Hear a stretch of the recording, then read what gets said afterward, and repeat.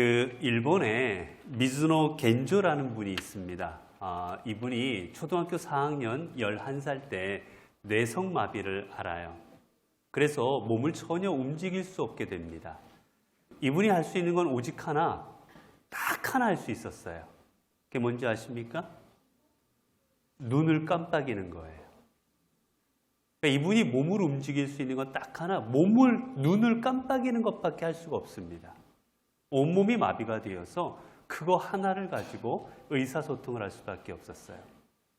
어느 날 이 가정에 목사님이 오셔서 이 가정을 이제 말씀을 전하시고자 오셨고, 그리고 이 가정에 성경책을 하나 놓고 갑니다.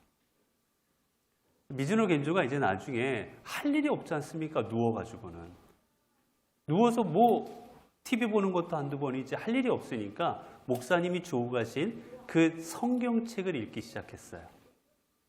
그리고 그 성경책을 읽으면서 예수 그리스도를 영접하게 되었습니다.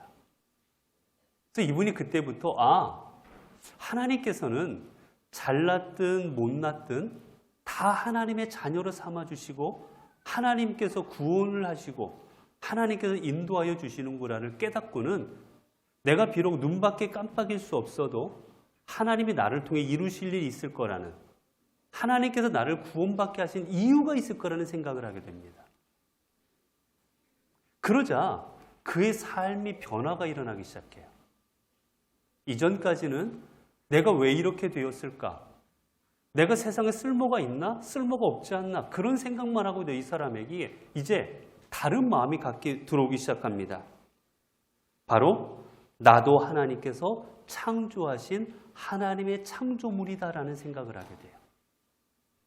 그러자 이 사람에게 생기는 게 뭐냐? 감사합니다. 모든 게 은혜인 거예요. 내가 누워있는 것도 은혜고, 내가 눈만 깜빡일 수 있는 것도 은혜고, 나 같은 사람이 구원받은 것도 은혜고, 모든 게 은혜가 됩니다. 그래서 이 사람이 자신도 구원받은 거 너무나 감사해서 시집을 냅니다. 여러분, 그 시집이 어떻게 쓰여진 줄 아세요?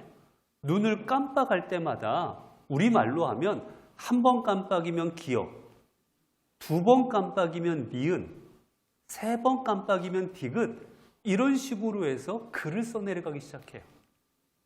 무려 시를 4권이나 짓습니다. 4권. 시집을. 첫 시집 제목이 뭔지 아세요? 내 은혜가 내게 족하다. 성경에 있는 말씀처럼 내 은혜가 내게 족하다가 첫 시집의 제목이에요. 이분의 시집 중에 이런 시집이 있어요. 감사는 밥이다. 감사는 밥이다. 여러분, 밥은 한 번만 먹고 이제 내가 올해 1월 2일 날 밥 한 번 먹었으니까 내년에 먹자 이러십니까? 밥은 어떻게 해요? 매일 먹잖아요. 그 의미로 감사는 밥이다 라는 의미로 시를 썼는데, 여기 보면 이상해요 라는 시가 있어요. 제가 잠깐 읽어드릴게요. 이상해요, 이상해요. 여태 살아있다는 것이, 슬픔이나 고통을 견뎌온 것이, 주의 신앙을 지켜온 것이 하늘 아버지께 감사드릴 수밖에 없어요. 나 같은 사람이 이제까지 살아있고 신앙을 지킬 수 있음은 하나님의 은혜가 아니고는 설명할 수 없고, 그것이 너무나도 감사하다는 내용의 그런 시인 것입니다.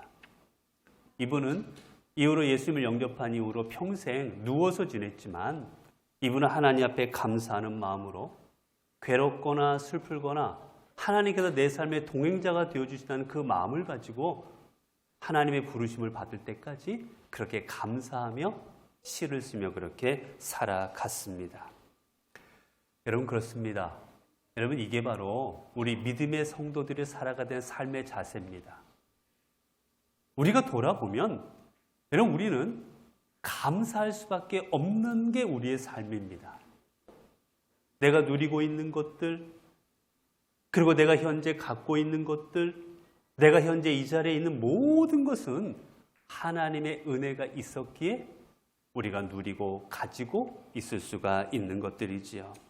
여러분 그래서 데살로니가전서 5장 18절을 보면 성경은 뭐라고 말합니까? 어떻게 감사해라? 범사에 감사하라. 이것은 하나님의 뜻이다라고 말합니다. 범사에 감사하라.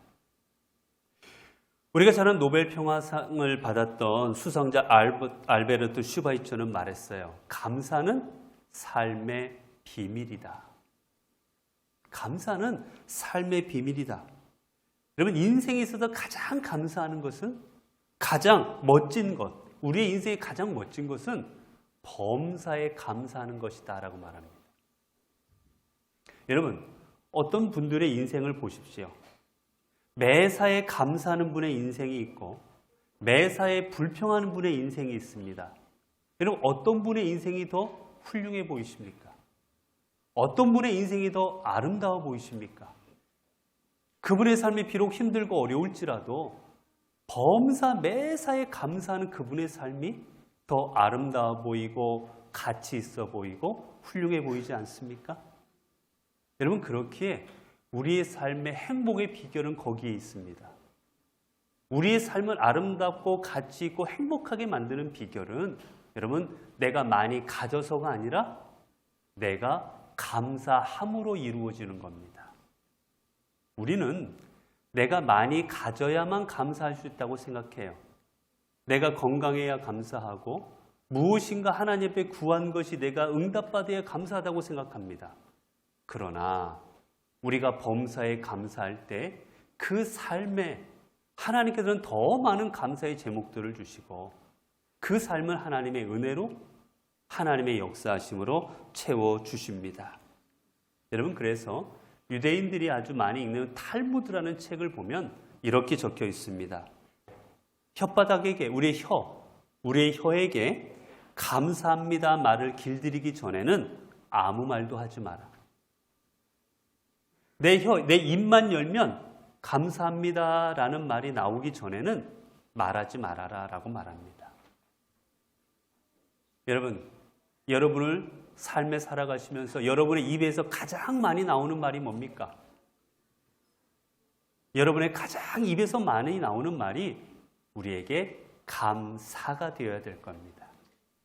그리할 때 우리의 삶이 하나님께서 인도하시는 하나님의 역사로 그리고 하나님께서 주장하시는 삶으로 우리의 삶이 나아가질 수가 있을 것입니다.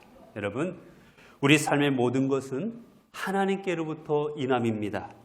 내가 누리고 있는 것들, 내가 당연하다고 생각했던 것들 다 하나님의 은혜입니다. 그렇기에 이제 우리 성도 여러분께서는 범사에 감사함으로 나가십시오. 그리고 여러분의 입술에서 다른 어떤 말보다도 감사의 말이 가장 많아지시기 바랍니다. 그리고 무엇보다 아침에 제일 먼저 일어나면 여러분의 입술에서 먼저 감사합니다라고 고백하시기 바랍니다. 여러분의 삶에 여러분의 오늘 하루를 살아가면 최초의 말이 다른 말이 아니라 하나님 오늘을 주셔서 감사합니다. 이렇게 우리가 살아갈 때 하나님께서 우리의 삶에 더 많은 은혜와 감사의 제목들로 채워주실 것입니다. 기도하겠습니다. 은혜로우신 하나님, 오늘 우리가 이렇게 추수감사주일로 하나님 앞에 나아가게 하여 주시니 감사합니다. 하나님 추수감사절을 맞이하여 우리에게 주신 모든 것들, 이 모든 것들이 하나님께도 주신 것이요 하나님께도 허락하심으로 내가 누릴 수 있음을 기억하고 하나님 앞에 감사한 마음을 더욱 깊이 되새기는 우리 추수감사주일 예배가 되게 하여 주옵소서. 무엇보다 우리의 삶의 범사에 감사하게 하여 주시고 특별히 모든 말의 맨 처음이 감사가 되고 또한 우리의 말의 마지막도 감사가 되게 하옵소서. 그래야 처음과 마지막을 감사로 나아갈 때 우리의 삶에 주님께서 주시는 감사의 제목들이 넘쳐나게 하옵소서.